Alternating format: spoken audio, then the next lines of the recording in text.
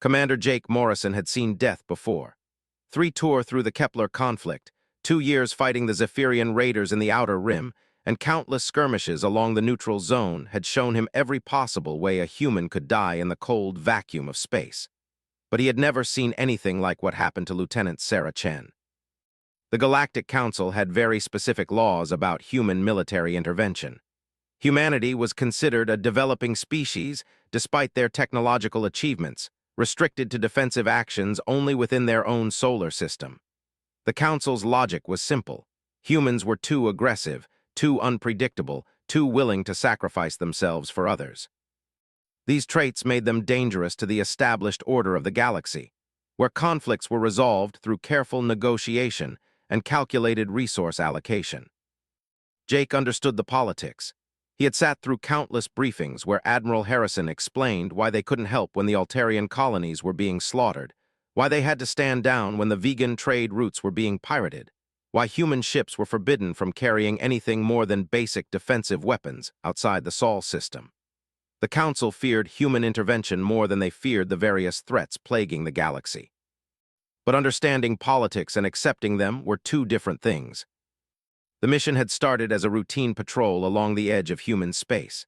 Jake's destroyer, the UES Defiant, was conducting what the Council called perimeter maintenance, essentially making sure no hostile forces were building up near Earth's outer colonies. It was boring work, the kind of assignment given to commanders who had asked too many uncomfortable questions about Council policies. They had been 3 days into the patrol when the distress signal reached them. It was weak, almost lost in the background radiation of a nearby nebula, but Sarah's communications array was the best in the fleet. She had spent hours filtering through the static, her dark hair falling across her face as she worked with intense concentration that Jake had come to admire during their 2 years serving together. "Commander, I've got something," she had said, her voice tight with excitement. "It's a human signal, but the origin point is way outside our authorized patrol zone." Jake had moved to her station, studying the readings over her shoulder. The signal was definitely human in origin, using standard Earth military encryption protocols. But according to their navigation charts, there shouldn't be any human vessels in that sector. "Could be a smuggler," suggested Lieutenant Commander Torres from the tactical station. "Or maybe a research vessel that got lost." But Sarah shook her head, her fingers flying over the controls as she refined the signal. "No, sir, this is military. Emergency beacon, multiple vessels in distress. They're requesting immediate evacuation assistance." The bridge fell silent. Everyone knew what that meant. Humans in distress outside the authorized zone, calling for help that the Galactic Council had explicitly forbidden them to provide. Jake felt the familiar weight of command settle on his shoulders, the same feeling he had experienced during the war when impossible decisions had to be made in the span of heartbeats. "How far outside the zone?" he asked quietly. Sarah consulted her readings. "Approximately 47 light hours, sir, just past the Rigel boundary marker." 47 light hours. Close enough to reach within a day if they pushed their engines, but far enough to be a clear violation of Council law. Jake stared at the tactical display, watching the faint blip that represented human lives in danger. "Sir," Sarah's voice was carefully neutral, but Jake could hear the question underneath. She knew him well enough to understand the conflict playing out in his mind. "Get me Admiral Harrison on secure channel," Jake ordered finally, "and prepare a detailed report of the distress signal for transmission." The communication with Earth took 20 minutes each way due to the distance. Jake spent the time packing his ready room, staring out at the stars, and thinking about the oath he had taken when he accepted his commission. To protect human life, to defend Earth and her colonies, to uphold the values of the United Earth Federation. Nowhere in that oath did it mention obeying the arbitrary boundaries set by alien bureaucrats. When Admiral Harrison's response finally came through, it was exactly what Jake had expected. "Commander Morrison, you are explicitly ordered to maintain your current patrol pattern. Under no circumstances are you to cross the Rigel boundary. The Council has been very clear about the consequences of unauthorized human military action outside our designated zone. I'm sorry, but we cannot risk the trade agreements and peace treaties that keep Earth safe for the sake of what might be a few smugglers or pirates." Jake stared at the message for a long time after it ended. The Admiral was right, of course. The Council controlled access to most of the galaxy's trade routes, and Earth's economy depended heavily on those relationships. Starting an interstellar incident over an unknown number of humans in distress could have devastating consequences for billions of people back home. But 47 light hours away, someone was dying. He was still wrestling with the decision when Sarah knocked on his door. She entered without waiting for permission, a habit she had developed during their time together that probably should have resulted in disciplinary action, but somehow never did. "Commander, I've been monitoring the signal," she said, setting a data pad on his desk. "It's getting weaker. Whatever's happening to them, it's happening fast." Jake picked up the pad, reading through her analysis. The distress signal was definitely human, definitely military, and definitely running out of power. More troubling were the energy readings Sarah had detected in the background weapons fire, explosions, the electromagnetic signature of a ship's hull being breached. "There's something else," Sarah continued, her voice dropping to almost a whisper. "I managed to decode part of the message. It's from the UES Horizon." The blood in Jake's veins turned to ice. The Horizon was an exploration vessel that had left Earth 6 months ago on a deep space survey mission. Officially, they were cataloging star systems for potential future colonization. Unofficially, everyone knew they were looking for signs of the Devourers, the mysterious aliens who had been systematically destroying entire civilizations along the galaxy's eastern spiral. If the Horizon was under attack, it meant the Devourers had been found. Or more accurately, they had found the Horizon. "How many crew on the Horizon?" Jake asked, though he already knew the answer. 412, sir, including civilians, xenobiologists, terraforming specialists, family members of the senior staff.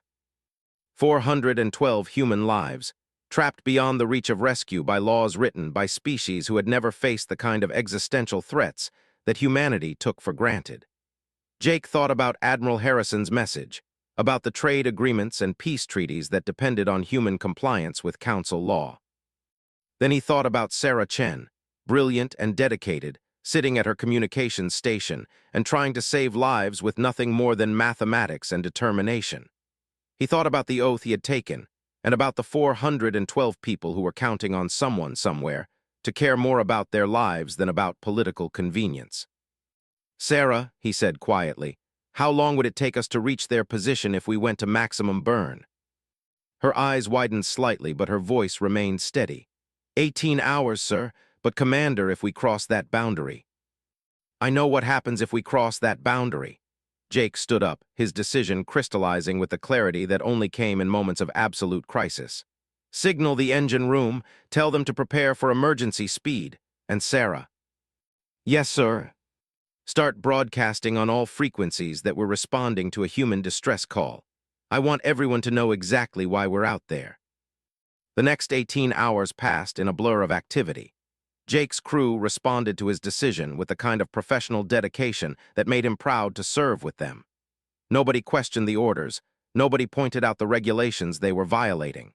They simply did their jobs with the efficiency and determination that had made human military forces legendary throughout the galaxy.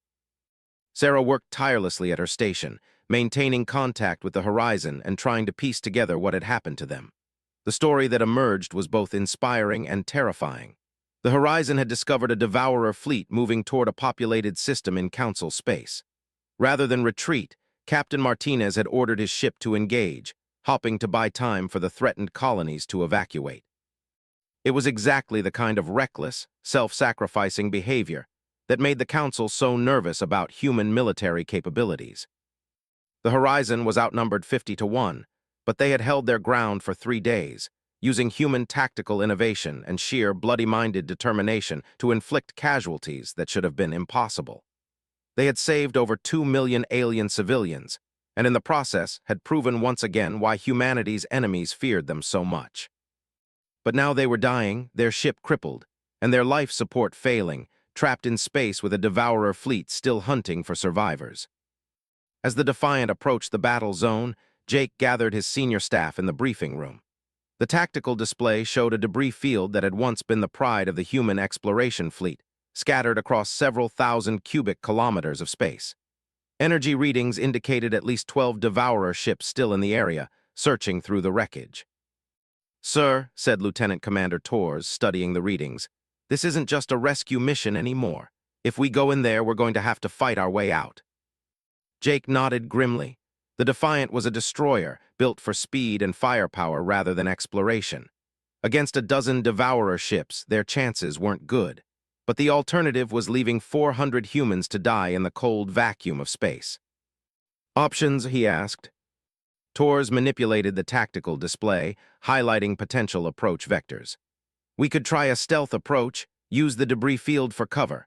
If we're lucky, we might be able to extract some survivors before they notice us. And if we're not lucky, we fight, sir, and probably die doing it." The room fell silent as everyone contemplated that possibility. Jake looked around the table at his officers, Tors with his tactical brilliance, Chief Engineer Kim with her miraculous ability to keep aging systems running, Medical Officer Franklin with his absolute dedication to preserving life. Good people, all of them, who deserved better than to die in a battle that their own government had forbidden them to fight. But they were also human, which meant they understood what had to be done. "Sarah," Jake said finally, "any word from the survivors?" She consulted her readings, her face pale but determined. "Sporadic contact, sir. It sounds like Captain Martinez is still alive, but barely. They're down to emergency power and their life support is failing. Maybe 6 hours left at most." 6 hours to rescue 400 people from a debris field crawling with hostile aliens, using a single destroyer that was already violating every law the Galactic Council had written about human military intervention. Jake stood up, his mind made up. "All right, people, we're going in. Tors, plot us the stealthiest approach you can manage. Kim, I want every system running at peak efficiency. Franklin, prepare for mass casualties. Sarah, maintain contact with the survivors and let them know help is coming." As his officers filed out to prepare for what might be their final mission, Jake remained in the briefing room, staring at the tactical display. He thought about Admiral Harrison's orders, about the consequences of what he was about to do. Earth might face sanctions, trade embargoes, even military retaliation from the Council. His career was certainly over, and depending on how badly things went, he might face a court-martial or worse. But 47 light hours away, Sarah Chen was working tirelessly to save the lives of people she had never met, using nothing more than human ingenuity and absolute determination to do what was right. If she could risk everything for strangers, he could risk everything for her and the principles they both served. The Defiant moved into the debris field like a ghost, her engines running at minimal power and her hull absorbing rather than reflecting the sensor sweeps of the Devourer ships. Jake stood on the bridge, watching the tactical display as they navigated through the twisted remains of human courage and determination. And that was when Sarah's helmet dropped. The Devourer energy beam struck the communications array with surgical precision, sending sparks cascading across Sarah's station like deadly fireworks. Jake watched in horror as the console exploded in a shower of molten metal and superheated plasma, the blast wave throwing Sarah backward against the bulkhead with a sickening crack. Her helmet, designed to withstand the vacuum of space and protect against radiation, couldn't withstand the direct impact with the ship's reinforced wall. It split along the seal line, the two halves clattering to the deck as Sarah slumped unconscious, blood trickling from a gash on her forehead. "Medical team to the bridge!" Jake shouted, rushing to Sarah's side as the ship shuddered under another impact. Around him, his crew worked with desperate efficiency to keep the Defiant operational while Devourer ships closed in from 3 directions. Dr. Franklin arrived within seconds, his medical kit already open as he knelt beside Sarah's motionless form. His scanner painted grim readings in the air above her body: severe concussion, possible skull fracture, and internal bleeding that was slowly but surely killing her. "I need to get her to sickbay immediately," Franklin said, his voice tight with professional urgency. "She needs surgery, and even then—" He didn't finish the sentence. He didn't need to. Jake stared down at Sarah's pale face, at the blood that matted her dark hair, at the brilliant mind that had guided them through countless impossible situations now trapped in a dying body.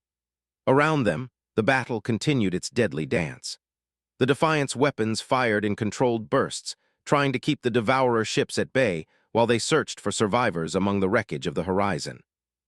"Sir," Lieutenant Commander Tors called from the tactical station, "I'm reading 17 life signs from the Horizon's emergency pod cluster, but they're drifting toward the primary Devourer formation. If we don't extract them in the next 10 minutes, they'll be in weapons range. 10 minutes to save 17 lives. Sarah would be in surgery, fighting for her life while he tried to save strangers.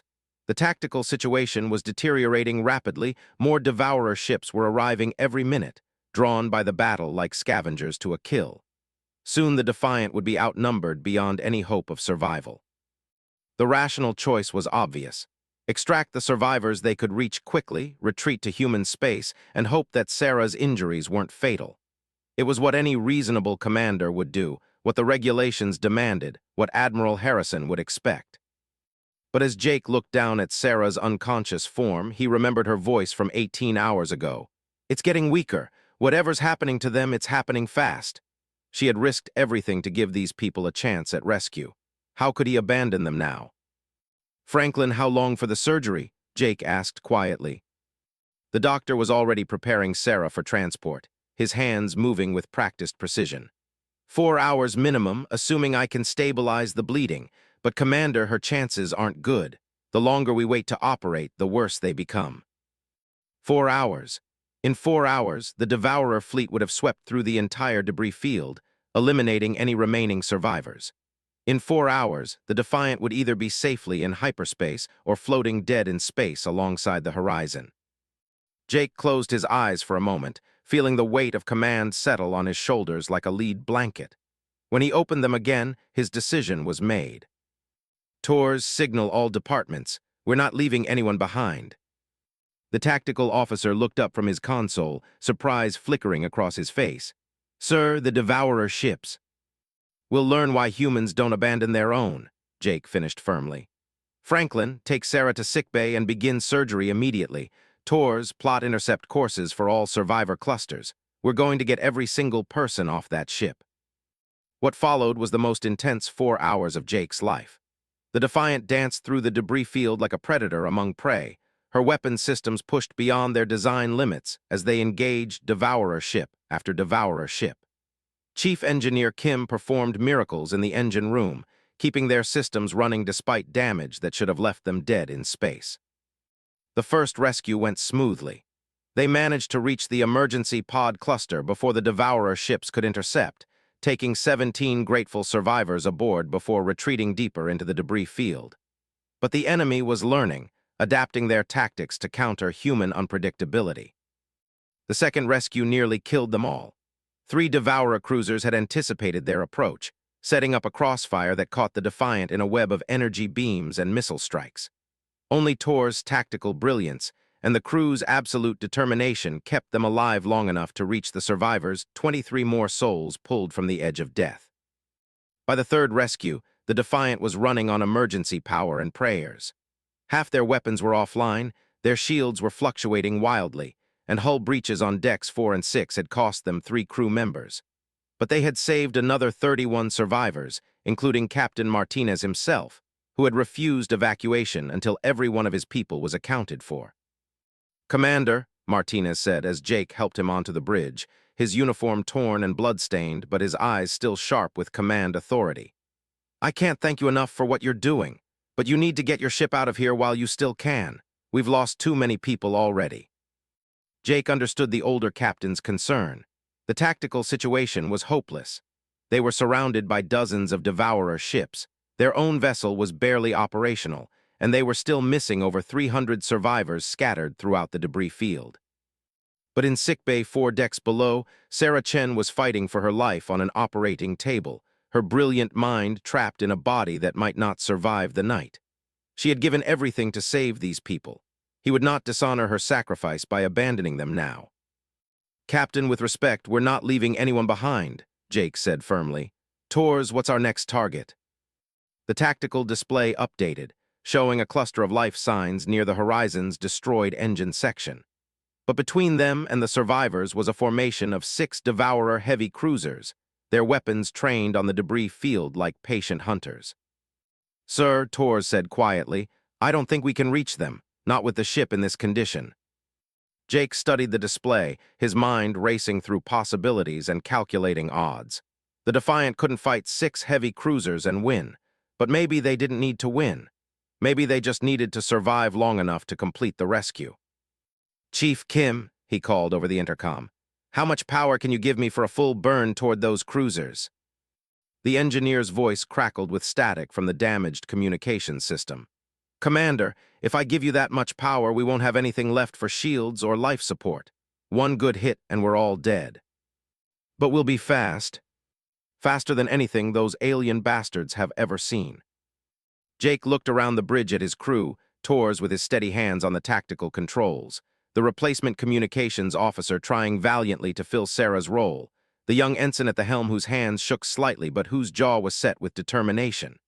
They were tired, frightened, and outgunned.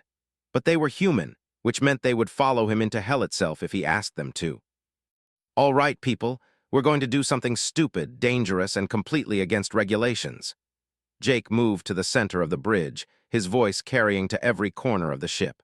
"We're going to punch straight through that formation, grab our people, and get out of there before they know what hit them." The attack run that followed would be remembered in military academies for generations to come, taught as an example of human tactical innovation and sheer audacious courage. The Defiant accelerated toward the Devourer formation like a missile, her remaining weapons firing continuously as she closed the distance at impossible speed. The Devourer ships, accustomed to careful, methodical warfare, were completely unprepared for the human tactic of simply charging straight at them. Their formation scattered as the destroyer plowed through their midst, her hull screaming under the stress of impacts and near misses. Jake felt every hit like a physical blow as his ship absorbed punishment that should have destroyed her. But Kim's engineering expertise and the ship's human-built resilience kept them flying long enough to reach the survivors, 47 more souls pulled from the wreckage, including the Horizon's chief science officer and her 2 young children. By the time they cleared the formation, the Defiant was barely recognizable as a starship. Her hull was blackened and twisted, her weapons were gone, and her engines were held together with emergency patches and the crew's determination. But she was still flying, still carrying her precious cargo of rescued humanity. "Commander," Tors reported from the tactical station, "I'm showing massive power buildups from the Devourer fleet. They're preparing for a coordinated assault." Jake nodded grimly. They had pushed their luck as far as it would go. The enemy was done playing games. They were about to bring the full weight of their fleet to bear on the damaged human destroyer. "How many survivors are we still missing?" he asked. Captain Martinez consulted his crew roster, his face grim. 237, sir, most of them in the forward sections that took the heaviest damage. 237 human lives, still trapped in the wreckage, while an entire alien fleet prepared to destroy anything that tried to rescue them. Jake thought about Admiral Harrison's orders, about the consequences of what he had already done. Earth would face serious repercussions for this unauthorized mission, and every minute they stayed made those consequences worse. But in sickbay, Dr. Franklin was still fighting to save Sarah Chen's life, and Jake knew what she would say if she could speak. The same thing she had said when they first detected the distress signal. "They're requesting immediate evacuation assistance." "Tors, can we reach the forward sections?" Jake asked. The tactical officer studied his displays for a long moment, his face pale but determined. "Not with conventional approach vectors, sir, but if we could somehow distract the main fleet." "What kind of distraction?" Tors manipulated the tactical display, highlighting the Defiant's position relative to the Devourer formation. "If we transmitted a broad-spectrum distress signal, claimed we were surrendering, they might move their heavy units closer to investigate. Give us a window to reach the survivors." It was a desperate plan, requiring them to convince a superior alien force that they were helpless prey while secretly positioning for one final rescue attempt. The kind of deception that could backfire catastrophically, leaving them dead and the remaining survivors doomed. But it was also exactly the sort of impossible gamble that humans specialized in. "Do it," Jake ordered. "All departments prepare for emergency deception protocols. We're going to convince these aliens that we're beaten, and then we're going to show them why you never count humans out of a fight." As the Defiant began broadcasting false surrender signals, Jake made his way to sickbay to check on Sarah's condition. Dr. Franklin was just emerging from surgery, his hands still stained with blood and his face drawn with exhaustion. "How is she?" Jake asked, dreading the answer. Franklin pulled off his surgical mask, revealing a tired but cautiously optimistic expression. "She's alive, Commander. The surgery went better than expected, but she's still critical. The next few hours will determine whether she makes a full recovery." Jake nodded, feeling a weight lift slightly from his shoulders. Sarah was alive, fighting with the same determination she brought to everything else. Now he had to make sure her sacrifice meant something by completing the mission she had started. "Doctor, how long until she's conscious?" "Several hours at least, maybe longer." Franklin studied Jake's face, recognizing the expression of a commander preparing for something dangerous. "Commander, whatever you're planning." "We'll save 237 lives," Jake finished. "The same way Sarah saved all of us by detecting that distress signal in the first place." As he made his way back to the bridge, Jake felt the familiar clarity that came with absolute commitment to a course of action. The Galactic Council's laws meant nothing compared to the lives at stake. Admiral Harrison's orders were irrelevant in the face of human beings dying in the cold vacuum of space. Sarah Chen had shown him what true courage looked like when her helmet dropped, and she kept working despite her injuries. Now it was his turn to show the galaxy why humans would never abandon their own, no matter what laws stood in their way. The false surrender signal worked better than Jake had dared hope. The Devourer fleet, convinced that the damaged human destroyer was finally beaten, began moving their heavy cruisers into position for what they clearly expected to be a simple capture operation. Their formations spread out, creating gaps that a desperate captain might exploit.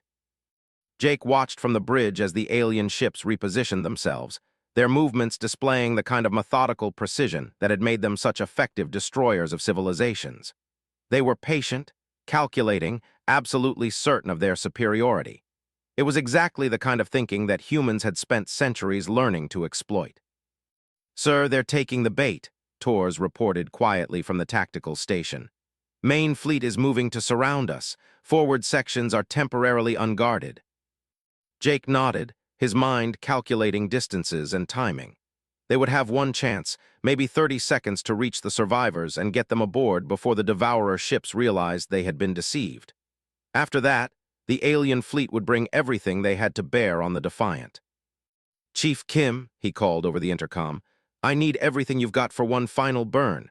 After this, the engines can die for all I care." The engineer's voice was steady despite the impossible demands he had been placing on his systems. "You've got it, Commander, but this really is the last time. After this burn, we'll be running on battery power and good intentions." Jake looked around the bridge at his crew, these remarkable human beings who had followed him into an impossible situation and somehow made it work through sheer determination and tactical innovation. They were exhausted, running on adrenaline and caffeine, but their eyes still burned with the same fire that had carried humanity from the caves to the stars. "All right, people, this is it. We go in fast, grab our people, and get out before they know what hit us." He paused, meeting each of their gazes in turn. "Whatever happens next, I want you all to know that it has been an honor serving with you." The final rescue attempt was a masterpiece of human ingenuity and desperate courage. The Defiant dropped her false surrender signal and accelerated toward the forward debris sections at maximum burn, her engines pushing beyond every safety margin as she raced against time and physics. The Devourer fleet reacted exactly as Jake had predicted, with shock, then fury, then the kind of overwhelming response that had crushed countless other species. Energy beams lanced through space where the Defiant had been seconds before, while missile salvos attempted to predict her course and cut off her escape routes. But Tors was at the tactical station, and Sarah Chen had trained him well in the art of impossible navigation. The Defiant twisted through the debris field like a living thing, using the wreckage of the horizon as cover while her sensors located the remaining life signs. "There," shouted the replacement communications officer. "Forward Cargo Bay 17, I'm reading 93 life signs." Jake felt his heart pound as they approached the twisted remains of the horizon's forward section. 93 survivors, trapped in a cargo bay that had somehow maintained structural integrity despite the massive damage around it. If they could reach them, get them aboard. The Defiant's docking clamps engaged with the wreckage with a grinding shriek of metal on metal. Through the viewports, Jake could see the faces of the survivors' men and women, military and civilian, young and old, all united by the simple fact that they were human beings in desperate need of rescue. "Transit tubes connected," reported the docking officer, "beginning emergency evacuation procedures." What followed were the longest 5 minutes of Jake's life. While his crew worked frantically to transfer the survivors aboard, the Devourer fleet closed in from all directions. Energy beams struck the wreckage around them, sending showers of debris cascading against their hull. Missile explosions rocked the Defiant as Tors used every trick he knew to keep them alive long enough to complete the evacuation. 60 survivors aboard, came the report from the docking bay. Then 80 survivors aboard. The Devourer ships were getting closer, their weapons more accurate as they found the range. A direct hit on the docking clamps would trap them against the wreckage, making them an easy target for the alien fleet. 90 survivors aboard. Just 3 more. 3 human lives standing between the Defiant and escape, between success and complete disaster. Jake gripped the arms of his command chair, willing his crew to move faster, the survivors to move faster, time itself to slow down just enough to save those last 3 lives. All survivors aboard, disconnecting now. The Defiant broke free from the wreckage just as a massive energy beam cut through the space where they had been docked. Tors immediately threw them into a series of evasive maneuvers that should have torn the ship apart, but somehow the battered destroyer held together long enough to reach the edge of the debris field. "Sir," Tors called out, his voice tight with strain, "I've got the exit vector plotted, but we need to get past that formation of heavy cruisers, and sir, our engines are failing. Chief Kim says we've got maybe 2 minutes of power left." 2 minutes to escape from a superior alien force with a ship that was held together by determination and emergency patches. Jake looked at the tactical display, studying the positions of the Devourer ships, calculating odds that seemed impossible to overcome. That was when Captain Martinez appeared on the bridge, supported by 2 of his rescued crew members, but very much alert and ready for action. "Commander Morrison," he said formally, "I need to speak with you privately." Jake nodded, stepping into the briefing room adjacent to the bridge. Martinez followed, closing the door behind them and immediately dropping his formal demeanor. "Jake, what you've done here, it's beyond anything I could have hoped for. 412 people, every single soul from my ship, rescued against impossible odds." Martinez's voice was thick with emotion. "But I need you to know something about our mission, something that changes everything." Jake waited, sensing that whatever Martinez was about to tell him would fundamentally alter the situation. "The Devourer fleet we engaged. They weren't just attacking random colonies. They were heading for the Council homeworlds, specifically targeting the species that wrote those laws keeping human military forces contained." Martinez pulled out a data pad that had somehow survived the destruction of his ship. "We intercepted their communications during the battle. This is a coordinated assault on the Galactic Council itself." The implications hit Jake like a physical blow. If the Devourers succeeded in destroying the Council homeworlds, the careful balance of power that had kept the galaxy stable for centuries would collapse. Trade routes would fail, colonies would be abandoned, and entire civilizations would face extinction. "How long do we have?" Jake asked. "Maybe 6 hours before they reach the first target, the Altarian home system, where 2 billion civilians have no idea what's coming for them." Martinez met Jake's eyes. "Jake, you've already violated every council law there is, but if we could warn them, give them time to prepare." Jake understood immediately. The Defiant's communications array was destroyed, Sarah was unconscious in sickbay, and they were trapped in a debris field surrounded by hostile aliens. But they had rescued 400 humans who had first-hand knowledge of Devourer tactics and capabilities. Information that could save billions of lives if it reached the right people in time. "Captain, are you suggesting we attempt to reach Council space?" "I'm suggesting we finish what we started." Martinez's voice was firm with conviction. "Your Lieutenant Chen risked everything to detect our distress signal. You risked everything to rescue us. Maybe it's time to show the galaxy what humans can accomplish when we stop following other people's rules." Jake thought about Sarah, fighting for her life in sickbay because she had refused to abandon people in need. He thought about his crew, who had followed him into an impossible situation because they believed in doing what was right regardless of the consequences. He thought about Admiral Harrison's orders, about the trade agreements and political considerations that had seemed so important just days ago. Then he thought about 2 billion Altarian civilians who were about to die because the Galactic Council had forbidden humans from carrying weapons capable of stopping the threat. When he returned to the bridge, Jake's decision was already made. Tours, forget the exit vector. Plot a course for the Altarian home system, maximum speed. The tactical officer looked up in surprise. Sir, that's 3 days travel through Council space.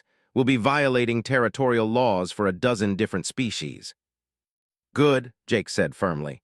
Maybe it's time those species learned what human determination looks like when we stop asking permission to save lives. What followed was the most audacious military operation in human history. The Defiant, barely held together and running on emergency power, began a desperate race across the galaxy to warn civilizations that had spent centuries keeping humanity contained. Jake's crew worked miracles to keep their systems functional, while the rescued survivors from the horizon provided tactical intelligence about devourer capabilities. They sent warning messages to every inhabited system they passed, broadcasting on emergency frequencies about the approaching threat. Most of the responses were predictable demands that they leave territorial space immediately, threats of military action, bureaucratic procedures that would delay any response for weeks. But some species listened. The Vegan Trade Confederation, which had dealt with human merchants for decades, immediately began evacuating their outer colonies. The Rigelian Defense Fleet, already suspicious of devourer activity in their sector, started preparing for invasion. The breakthrough came when they reached the edge of Altarian space. Dr. Franklin had worked another miracle, and Sarah Chen was conscious again, her head wrapped in bandages, but her mind as sharp as ever. She took one look at the communications array that had been jury-rigged to replace her destroyed station and immediately began working to establish contact with the Altarian defense grid. "Commander," she said, her voice slightly weak but filled with determination, "I'm getting through to their planetary defense center. They're demanding identification and authorization codes." Jake moved to her station, looking down at the woman who had started this entire impossible mission. "Tell them we're humans. We don't have authorization codes, and their world is about to be attacked by a force that will kill every living thing on their planet. If they want details, they can listen to Captain Martinez." The conversation that followed would be studied in diplomatic schools for generations. Martinez, speaking as the only human commander to have successfully engaged a devourer fleet, provided tactical details that convinced the Altarian military to take the threat seriously. Within hours, evacuation procedures were underway, and defense fleets were being recalled from distant assignments. But even as they succeeded in warning the Altarians, new challenges emerged. The Galactic Council, finally understanding the scope of human violations of their territorial laws, had dispatched enforcement fleets to intercept the Defiant. Jake found himself in the impossible position of being hunted by the very people he was trying to save. "Sir," Torres reported from the tactical station, "I'm reading Council enforcement ships on 3 different vectors. They'll intercept us before we can reach the next target system." Jake studied the tactical display, watching as the ships of a dozen different species converged on their position. Each fleet was following Council law, doing their duty to maintain the territorial boundaries that kept the galaxy stable. They had no way of knowing that those same laws were about to get billions of their own people killed. "Sarah," he said quietly, "can you raise the lead enforcement ship on communications?" She worked for several minutes, her fingers moving across controls that were barely functional. "I've got them, Commander. It's a Zephyrian battle cruiser. Commanding officer requests that you surrender immediately for violation of territorial sovereignty." Jake took the communication device from Sarah's hands, meeting her eyes for a moment. Even wounded and exhausted, she looked at him with the same trust and determination that had carried them this far. "Zephyrian vessel, this is Commander Jake Morrison of the United Earth ship Defiant," he said formally. "I am transmitting tactical data about an imminent attack on your homeworld. Review the data, and then decide whether you want to arrest us or join us." The response came back within minutes, and Jake could hear the shock in the alien commander's voice. "Human vessel, this data. If it is accurate, our entire fleet is out of position. We would need at least 18 hours to recall our ships." "Then you'd better get started," Jake replied. "And Commander, the same force that did this to us is heading for your people next. The only way to stop them is for all of us to work together, council laws or no council laws. Over the next several hours, something unprecedented happened in galactic politics. One by one, the enforcement fleets that had been sent to arrest Jake began joining his mission instead. Species that had spent centuries following council bureaucracy started making decisions based on the simple human principle that some things were more important than law and order. The Rigelian fleet commander was the first to officially join them. "Human vessel, my government has authorized me to escort you to our territory. Our early warning systems have detected the approaching Devourer force exactly where your data predicted." Then came the Vegan Confederation. "Commander Morrison, our merchant captains have been telling us for years that humans could be trusted in a crisis. We're prepared to provide you with supplies and tactical support." Even the Altarians, despite their natural caution, offered assistance. "Human ship Defiant, your warning saved 2 billion lives. Our defense fleet is at your disposal." By the time they reached the edge of Council space proper, Jake commanded not just his own battered destroyer, but an improvised alliance of dozens of ships from across the galaxy. Species that had never worked together, that had sometimes been enemies, united by the simple human belief that protecting innocent life was more important than following rules. Sarah, now back at her communications station despite Dr. Franklin's protests, coordinated the massive fleet with the same determination she had shown when detecting the original distress signal. Her injuries were still serious, but she refused to let them slow down the mission. "Commander," she reported, "the Devourer main fleet has been detected approaching the Council homeworlds. Estimated time to contact, 8 hours. 8 hours to coordinate a defense against a force that had destroyed entire civilizations. 8 hours to prove that human tactical innovation, combined with the resources of a dozen different species, could accomplish what no single fleet could manage alone." Jake looked around the bridge of his battered ship, at the crew that had followed him into the impossible, and somehow made it work. Then he looked at the tactical display showing the largest fleet in galactic history, united not by law or treaty, but by the simple human understanding that some things were worth fighting for regardless of the consequences. "All right, people," he said quietly, "let's go save the galaxy." The Battle of the Council Corps would be remembered as the moment when galactic civilization either survived or died. Jake stood on the bridge of the Defiant, surrounded by displays showing the positions of over 300 ships from 17 different species, all united under human tactical command for the first time in galactic history. Sarah Chen, despite her injuries, had become the communications hub for the entire fleet. Her station was surrounded by translation matrices and quantum entanglement communicators that allowed her to coordinate between species with completely different languages, technologies, and tactical doctrines. The sight of her working with absolute determination, her head still bandaged but her mind focused entirely on the mission, had become a symbol of human resilience for the entire Allied fleet. "Commander," she reported, her voice steady despite the exhaustion that lined her face, "the Devourer fleet has entered the outer system.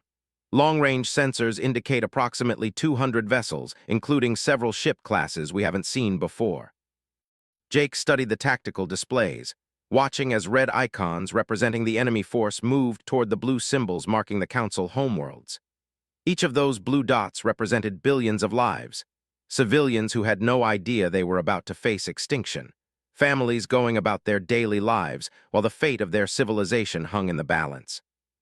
The impromptu alliance Jake commanded was impressive in size, but the Devourer force was both larger and more technologically advanced. Worse, they were fighting in defense of worlds they barely knew, using tactical coordination between species that had never worked together before. "Captain Martinez," Jake called to the Horizon's commander, who had taken position at the strategic planning station. "What's our assessment of their capabilities?" Martinez consulted the tactical data his crew had gathered during their 3-day battle. "They're using new ship designs, Commander, larger than anything we encountered before, with weapons systems that can punch through any known shield configuration." He paused, his expression grim. "Jake, I don't think conventional tactics are going to be enough." Jake nodded, understanding the implication. The Alliance fleet was brave, determined, and united in purpose, but they were facing a force specifically designed to destroy civilizations.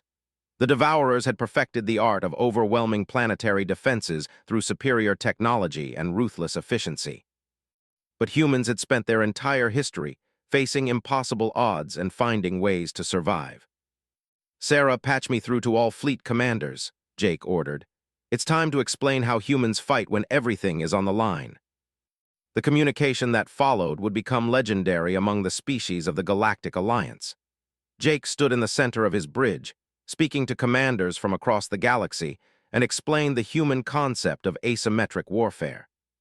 "Distinguished commanders," he began formally, "your fleets represent the finest military traditions of your respective species. You have followed proper tactics, maintained formation discipline, and prepared for conventional engagement with the enemy force. These are admirable qualities, and in most circumstances they would ensure victory." He paused, studying the faces of the alien commanders on his screens, Rigelian tactical specialists with their crystalline thought processes, Altarian defense coordinators with their methodical planning capabilities, vegan trade captains who had turned their merchant vessels into improvised warships. But the Devourers are not most circumstances. They have studied conventional tactics for millennia, and they have designed their forces specifically to counter everything you are prepared to do. Jake's voice hardened. "So we're not going to fight conventionally, we're going to fight like humans." What followed was a crash course in human military innovation that revolutionized galactic warfare overnight. Jake explained concepts that his species had developed over centuries of conflict: the use of deception and misdirection, the value of sacrificial attacks that served larger strategic goals, the power of coordinated chaos that made enemy prediction impossible. The Zephyrian battle cruiser commander was the first to understand. "You are suggesting we abandon formation discipline entirely, fight as individual units without coordination." "Not without coordination," Jake corrected. "With human coordination. Sarah will maintain tactical communication between all vessels, but instead of rigid formations, we'll use fluid attack patterns that adapt to enemy response in real time." The Rigelian fleet commander's crystalline features flickered with what might have been concern.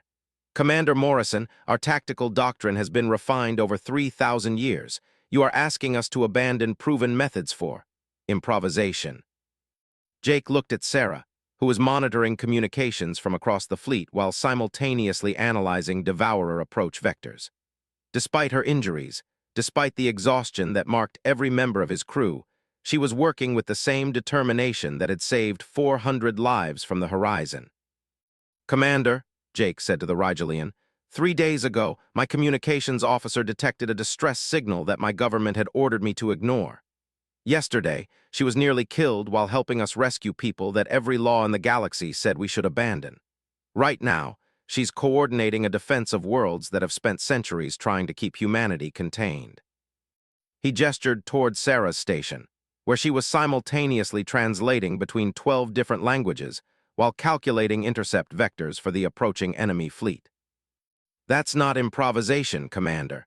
That's what humans call doing whatever it takes to protect the people who need protection. And if you're willing to follow that principle instead of your tactical doctrine, we might actually save these worlds." The debate that followed revealed the fundamental difference between human military thinking and that of every other species in the galaxy. The aliens had developed sophisticated, elegant, mathematically perfect tactical systems based on thousands of years of experience and careful analysis. Humans had developed the ability to throw away every rule they had ever learned when the situation demanded it.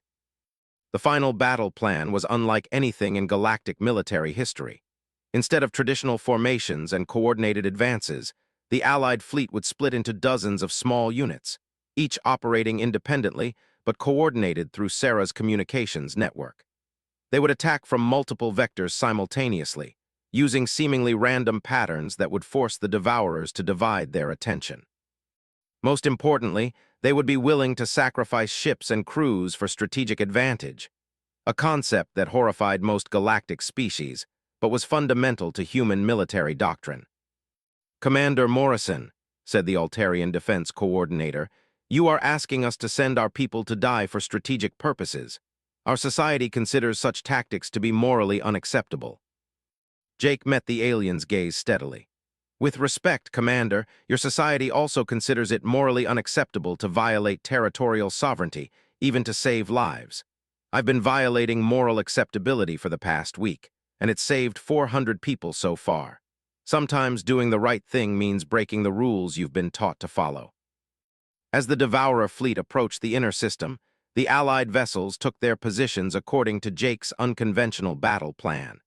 Sarah's communications station had become the nerve center for the most diverse military force in galactic history, with her coordinating between species that had never worked together before.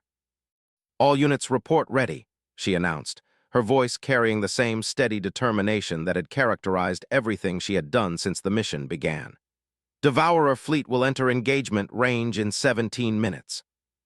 Jake looked around his bridge one final time before the battle began. His crew had followed him far beyond the boundaries of law, regulation, and common sense. They had risked their lives, their careers, and their ship because they believed that some principles were more important than orders. Now they were about to test those principles against a force that had destroyed countless civilizations. "All units," Jake announced over the fleet-wide communication channel, "this is Commander Morrison. In a few minutes, we're going to face an enemy that has never been defeated, using tactics that most of you have never seen before. You're going to be asked to take risks that your training tells you are suicidal, and to trust in coordination methods that violate everything you've been taught about proper military doctrine." He paused, thinking about the moment Sarah's helmet had dropped, about the choice he had made to continue the mission despite the consequences, about the 400 lives they had saved, and the billions more that now depended on their success. "But I want you to remember something. 3 days ago, this fleet didn't exist. These alliances didn't exist. The cooperation we've built didn't exist. We created all of it in violation of laws that were designed to prevent exactly this kind of collaboration." Jake's voice carried across the communication channels to every ship in the fleet. "If we can do that, if we can build something this significant by refusing to accept the limitations other people placed on us, then we can defeat an enemy that everyone says is invincible." The first phase of the battle began exactly as Jake had predicted. The Devourer fleet approached in perfect formation, their ships moving with the kind of mathematical precision that had overwhelmed countless other civilizations. Their weapons systems powered up in coordinated sequences, their shields aligned to create overlapping defensive fields. They were prepared for conventional galactic tactics, for the kind of careful, methodical warfare that had characterized military conflict for millennia. They were not prepared for human chaos. The Allied fleet attacked from 17 different directions simultaneously, with individual ships breaking formation to pursue seemingly random objectives. The Rigelian cruisers used their superior sensor capabilities to target enemy command vessels, while the vegan merchant ships employed their speed and maneuverability to strike at critical system nodes. Meanwhile, the Altarian defense platforms used their massive firepower to create zones of destruction that forced the Devourer formation to break apart, exposing individual ships to coordinated attacks from the smaller Allied vessels.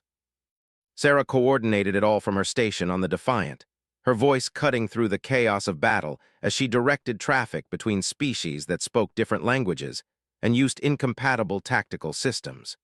She had become the living embodiment of human determination, wounded but unbroken, facing impossible odds with absolute refusal to surrender. "Zephyrian Unit 7, break left and support the Rigelian advance on Sector 4, she called out, her fingers flying over controls that were still partially damaged from the explosion that had nearly killed her. "Vegan Squadron 3, the enemy formation in Sector 7 is breaking apart. You have an opening for a direct assault on their command ship." Jake watched the tactical displays with a mixture of pride and terror as his improvised fleet tore apart enemy formations that should have been invulnerable. The Devourers were adapting quickly, their own tactical systems learning to counter human unpredictability, but they were fighting a kind of warfare they had never encountered before. "Sir," Tors reported from the tactical station, "we're inflicting significant casualties, but they're learning our patterns. The next phase of their counterattack is going to be coordinated specifically to counter our coordination methods." Jake nodded grimly. He had expected this development. The Devourers were too experienced, too sophisticated to be defeated by tactics alone. If the Allied fleet was going to win, they would need something more than conventional military success.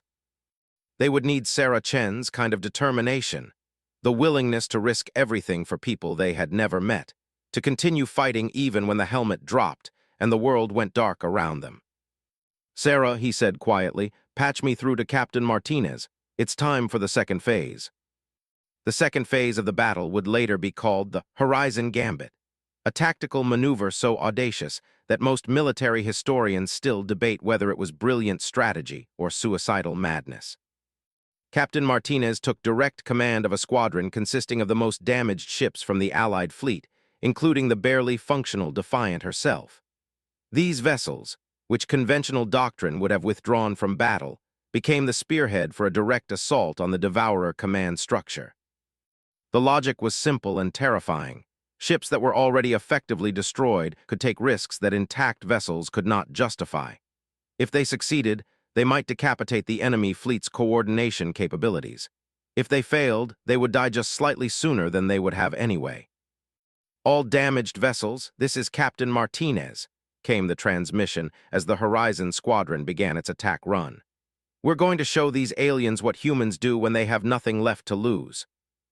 Jake watched from the Defiant's bridge as his ship joined the most desperate attack in galactic military history, charging directly toward the center of the Devourer formation, while every weapon in the enemy fleet targeted their small squadron. Sarah's station sparked and flickered as the ship took hit after hit, but her voice remained steady as she coordinated the attack. "Martinez Squadron, you have clear approach to the command ship. All other units, concentrate fire on the escort vessels."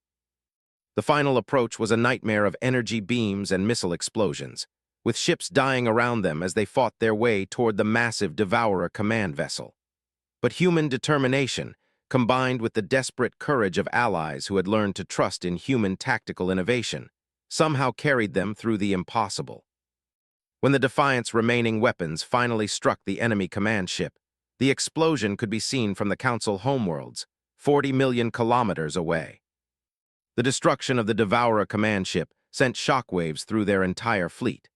For the first time in recorded galactic history, the seemingly invincible force that had destroyed countless civilizations found itself in complete disarray, their coordinated attack patterns collapsing into chaos as individual ship commanders struggled to adapt to the loss of central control.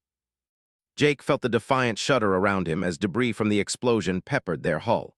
Half their systems were offline, life support was failing on 3 decks, and their engines were held together by emergency patches and the crew's sheer determination. But they were still alive, still fighting, and somehow still making a difference. "Sarah, damage report," he called over the sound of alarms and secondary explosions. Her response came from a communications station that was more smoke and sparks than functional equipment. "Communications array is down to 30% efficiency, but I'm still maintaining contact with most of the fleet." Her voice was steady despite the blood that had started seeping through her bandages. "The Devourer formation is breaking apart, Commander. Individual ships are retreating toward the outer system." Jake allowed himself a moment of hope as he studied the tactical displays. The Allied fleet had taken massive casualties, over 60 ships destroyed, and many more severely damaged. But they had accomplished something that military experts had claimed was impossible. They had broken a Devourer assault force and saved the Council homeworlds. But even as he watched the enemy retreat, Jake knew that the real battle was just beginning. "Sir," Torres reported from the tactical station, "I'm receiving priority transmissions from the Council homeworld. There, demanding immediate explanations for our presence in their space." Jake almost laughed at the absurdity of it. They had just saved 2 billion lives, proven that galactic cooperation was possible, and demonstrated that human tactical innovation could overcome seemingly impossible odds. And the first response from the civilizations they had protected was a demand for explanations about territorial violations. "Put them through," Jake ordered, moving to the center of the bridge where the main communication display would show him to the Council representatives. The face that appeared on the screen was unmistakably Altarian, the crystalline features and multiple eyes that characterized the species that had dominated galactic politics for 3 centuries. But instead of the gratitude Jake might have expected, the being's expression showed only bureaucratic irritation. Commander Morrison of the vessel Defiant, the Altarian official began formally. You are in violation of 17 separate territorial sovereignty laws, 43 military conduct regulations, and the fundamental treaty of galactic non-interference. You will surrender your vessel immediately for processing through appropriate legal channels. Jake stared at the screen for several seconds, trying to process what he was hearing. Behind him, Sarah continued coordinating with the Allied fleet, her injured hands working steadily at controls that sparked and flickered with each input. Around the bridge, his crew maintained their stations despite injuries and exhaustion, keeping their battered ship functional through pure determination. They had risked everything to save these people, and the first words from the beings they had protected were demands for surrender and legal processing. Council representative, Jake said carefully, are you aware that approximately 30 minutes ago, your homeworld was about to be attacked by a force that would have killed every living thing on your planet? The Altarian's expression didn't change. Commander, the Council is fully capable of managing its own defense through proper diplomatic and military channels. Your unauthorized intervention, while perhaps well-intentioned, has created severe complications for interspecies relations. Jake felt something inside him shift, the same cold clarity that had settled over him when Sarah's helmet had dropped, and he realized that no law would stop him from doing what was right.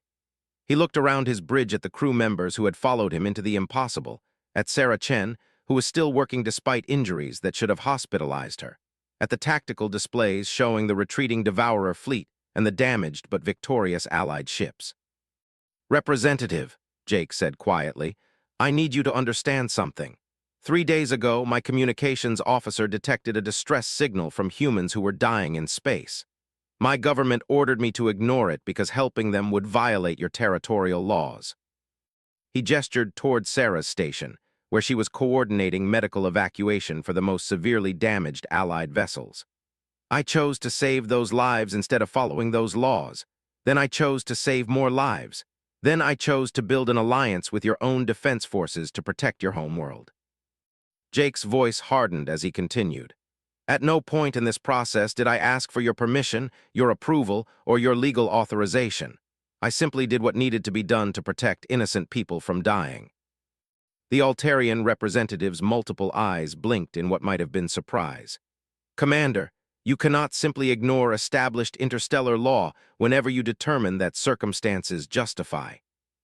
Watch me, Jake interrupted, his voice carrying the absolute conviction that had sustained him throughout the mission.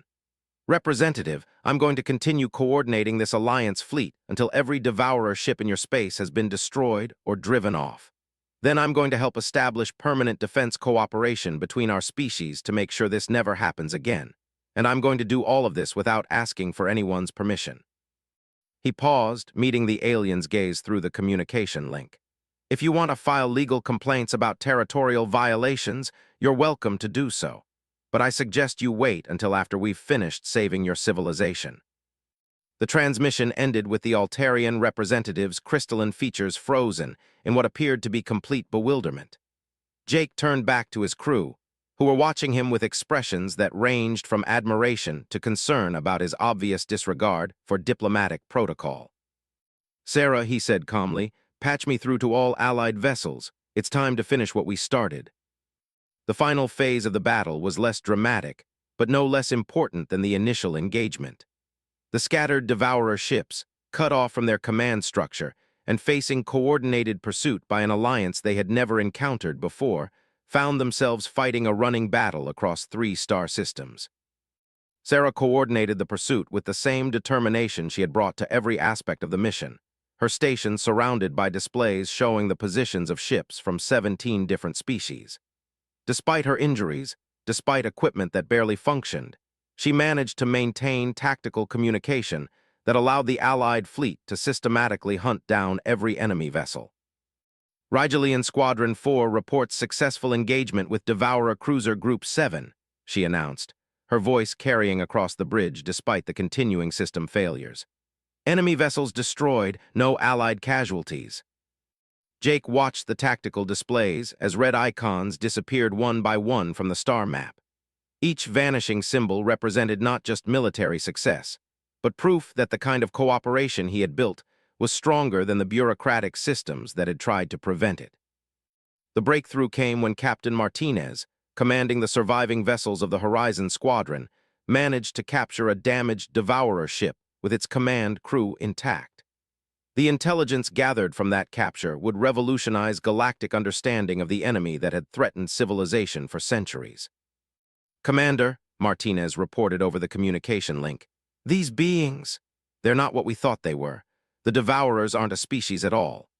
They're artificial constructs, created by a civilization that died out millennia ago and programmed to continue their creators' war against anything that might threaten galactic stability." Jake felt pieces of a cosmic puzzle clicking into place. The Devourers' systematic destruction of civilizations, their perfect tactical coordination, their complete inability to negotiate or compromise, all of it made sense if they were automated weapons programmed by a long-dead species to eliminate potential threats. "Martinez, are you saying they can be reprogrammed?" "Better than that, Jake. According to the data we've extracted, they can be shut down. There's a central control system, probably hidden in the galactic core, that coordinates their activities, if we could reach it." Jake understood immediately. The war that had threatened galactic civilization for generations could be ended not through military defeat, but through the kind of technological solution that humans specialized in. But reaching the galactic core would require resources and cooperation on a scale that no single species could manage. It would require the kind of alliance that officially didn't exist because the Council laws forbade it. "Sarah," Jake said, turning to his communications officer who had somehow managed to maintain her station throughout the entire battle, "patch me through to every ship in the fleet. It's time to make this alliance permanent." What followed was the birth of something unprecedented in galactic history. One by one, the commanders who had followed human tactical innovation into victory against impossible odds agreed to formalize their cooperation into a permanent military alliance. Species that had never worked together, that had sometimes been enemies, united under the simple principle that protecting innocent life was more important than following bureaucratic restrictions. The Rigelian fleet commander was the first to officially commit. "Commander Morrison, my government has authorized me to enter into formal defense cooperation with any species willing to share the tactical innovations you have demonstrated." Then came the Vegan Confederation. "Our merchant captains have voted unanimously to support this alliance. We've seen what human leadership can accomplish when it's not restricted by artificial boundaries."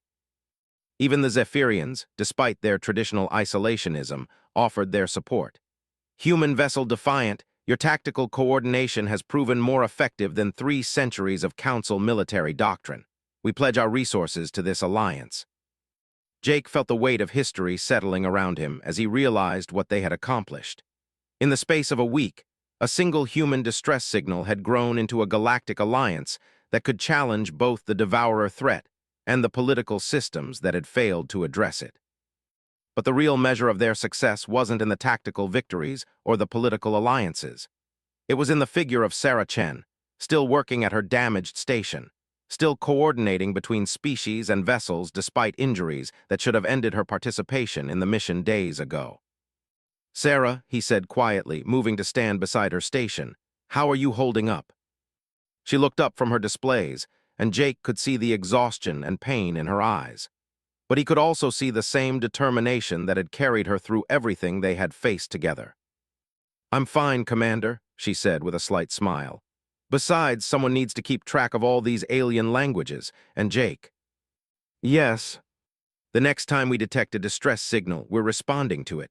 Council laws or no council laws." Jake looked around his bridge one final time, at the crew that had followed him far beyond the boundaries of law and regulation, at the tactical displays showing a fleet united by human principles, at Sarah Chen, who had started it all by refusing to ignore people in need. When her helmet had dropped, he had made a decision that no law would stop him from saving the lives that needed saving. Now, as representatives of 17 species pledged their support to an alliance built on that same principle, Jake understood that they had accomplished something far more significant than military victory. They had proven that doing the right thing, regardless of the rules, could change the galaxy itself. 3 months later, the joint expedition to the galactic core successfully located and shut down the Devourer control systems, ending a threat that had plagued galactic civilization for millennia. The alliance that had started with a single distress signal became the foundation for a new kind of interspecies cooperation, one based on shared values rather than bureaucratic convenience. Sarah Chen recovered fully from her injuries and was promoted to admiral, commanding the alliance's communication and coordination systems. Her first official act was to establish protocols ensuring that no distress signal would ever go unanswered due to territorial restrictions or political considerations. Jake Morrison faced a court-martial for his violations of Earth Defense Force regulations. He was found guilty on all charges and sentenced to immediate promotion to Fleet Admiral, with specific orders to continue violating any law that prevented humans from protecting innocent life. The Galactic Council's legal system spent years trying to process the jurisdictional implications of the Alliance's activities. Eventually, they gave up and rewrote their entire legal framework to accommodate the revolutionary principle that saving lives was more important than following rules. But the real legacy of the mission was simpler and more profound. Throughout the galaxy, whenever beings faced impossible odds and certain death, they knew that somewhere among the stars, humans were listening for their distress signals. And no law in the universe would stop them from responding.